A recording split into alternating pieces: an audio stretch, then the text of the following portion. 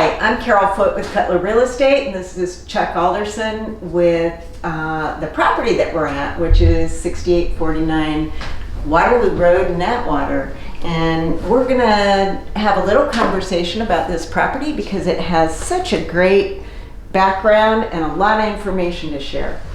So Chuck, can you tell us a little bit about the history of the property? Well, my oldest son Adam and I did a lot of research as we were buying the property. We've been here about 28 years, and the Portage County Library has a lot of history recorded about the area and so forth.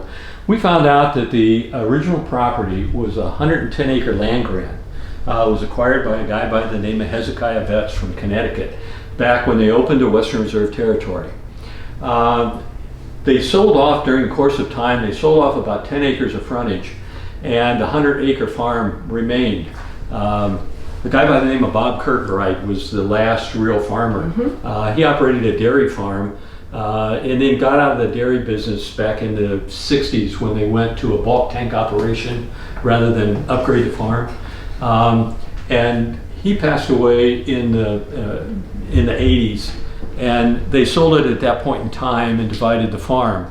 Lloyd and Glenn Myers, who are the neighbors and brothers directly to the east, operated the farm and attached 60 acres to their farm and left 40 acres house barn and 40 acres here as the property that we see here today. Excellent. So what can you tell me about all the major renovations that you've done to the property since you've owned it? Well, when Karen and I bought the property, we kind of looked at it and I guess I've always been a fan of this old house on TV and everything, and thought this is our opportunity to do something with our old house. That was a great show. Yes, it was always fun. So we started in the original house. The original house was built in 1850. And it is called post and beam construction. In that it's built, I guess the easiest way to describe it, it's built either like a barn or even a skyscraper, where you have the posts and the girders and so forth. And so it's very well constructed. There's beams in the house that are 12 by 12 beams, the 36 feet length of the house. So obviously when it was built, and it was estimated to be built somewhere around 1850. When it was built, obviously there were some big trees and tall and straight trees that they could get those beams from. But we started and we went room by room and literally tore everything out back to the studs. So all the lath and plaster that was originally there. The house had, because over time, it very little minimal electric service in it, so we rewired, we insulated the walls, and then put new drywall on, so that we had the lights in the bedrooms, enough plugs around the rooms, and so forth. But we went room by room and remodeled the older section of the house. Around in the early 2000s, we added about a 770 square foot two-story addition. The downstairs that we're sitting in right now. We're sitting in the kitchen. There's a country kitchen downstairs and a master bedroom suite upstairs. So we've gone through those renovations. We put a new well in when we did that. There's new electric service that was put in with the addition, and a new boiler, new hot water heater as well. So all of the utilities have been redone. Some of the unique things with the property is, even though we do live out, we do have county sewer, and there is a well with a softener on it, and so it provides our water. So as you were renovating the home, can you also talk to us about the foundation and what that's like? Back when they built these houses, the original foundation of this home is a stacked stone foundation. And I guess the best way, if you've ever been by Stan Hewitt or something and saw that beautiful stone fence they have, where the stonemasons intertwined all the stones and everything, that's how the basement was built here. On top of it, they put about a 10 by 10 or 12 by 12 sandstone around the foundation to make a level foundation, of which they then set the beams on to build a house from. Sort of like a sill plate today. Yes, yes. Interesting. So what about the agriculture that's on the property? Can you talk about the lease? Yes. So we through the time that we were here and our kids, we had horses, we had pigs, we had chickens, we had the gamut of a small farm, and we really enjoyed it. But the land itself, we leased 29 acres. Originally, Lloyd and Glenn farmed the property, and when they retired, we now lease it through Deerfield Farms, which is down the road about 5 miles, and they leased 29 acres of it. There are a couple of advantages to that. You do get income from the lease rental, as well as you're now eligible for a CAUV property tax, agricultural tax credit, which reduces your property taxes by about 30%. So that's the plus with it.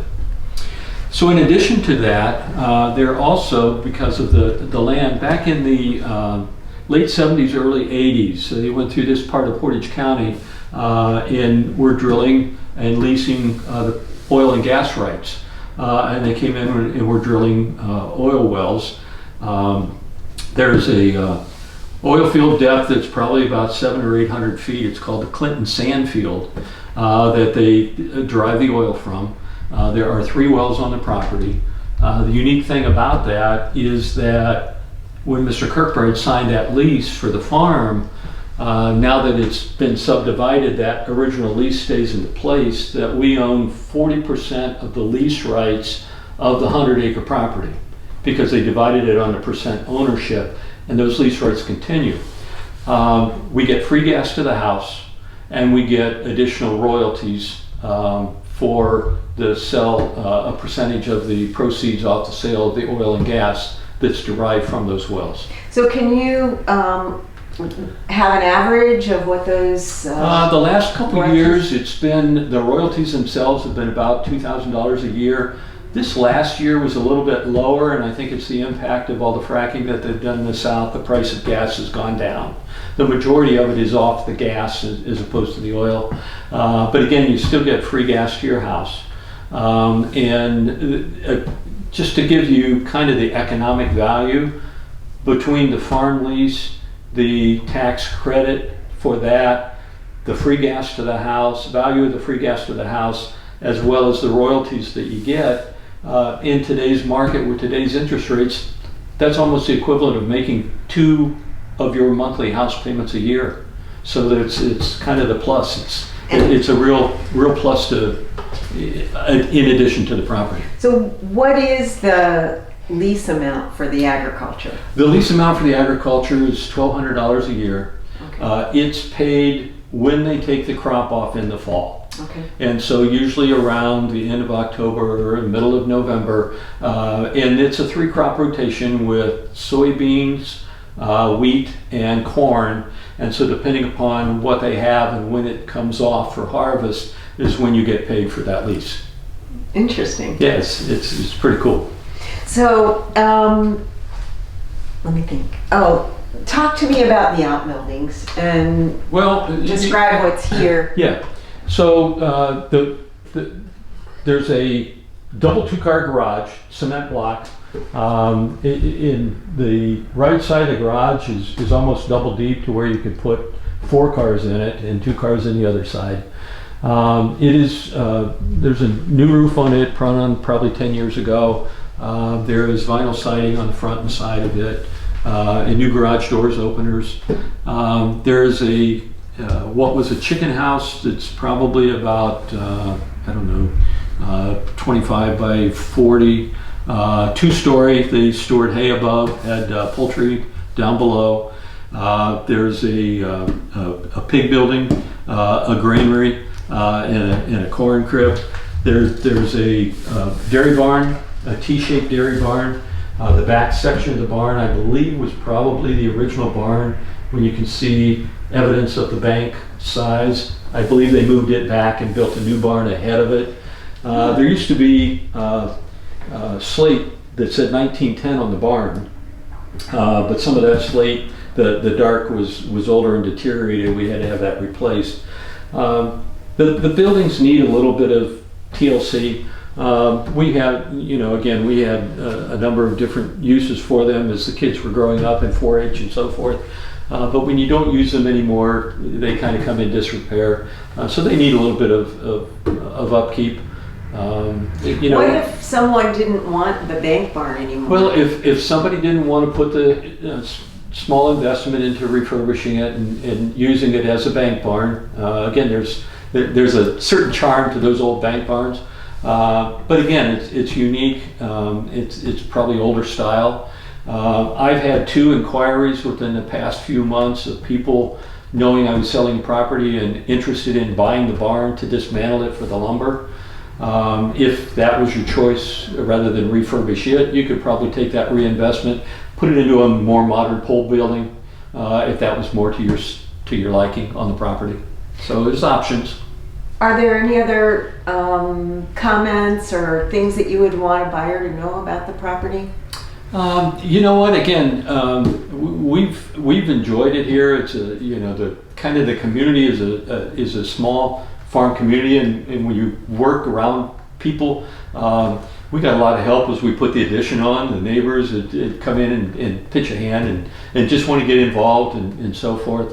And we've really enjoyed it here. The kids grew up at 4-H, had plenty of opportunities within the community.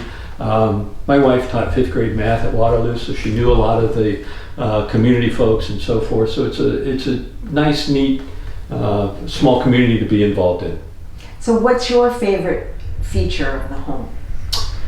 Oh my gosh. You know, I like the fact that you know, we've got the older section of the home that you could really enjoy. The fireplace in the living room and the fireplace in the master bedroom are both gas logs, so you can enjoy your fire, but it's convenient. I think you know, that's kind of nice, and it, you know, it has that warm, nice feeling to it.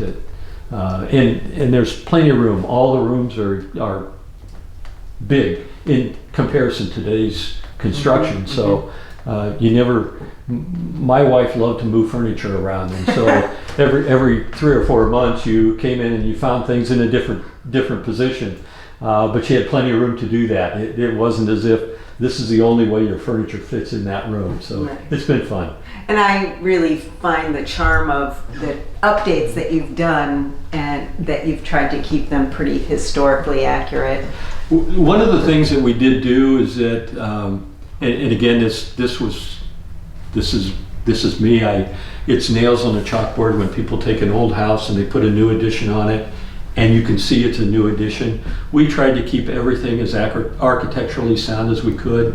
On the outside, there's the crown molds and the dental mold to match the front of the house. Inside, we've used the same type of trim around the windows and so forth as historical in the house. And so it's been a fun project to do those kind of things and make those pieces that look the same way that they did when they made them back in the 1850s. So. Well, thank you, Chuck. I appreciate your time and Thank hope you. that this helps any new buyer really fall in love with the property. Good. I hope they like it as much as we have.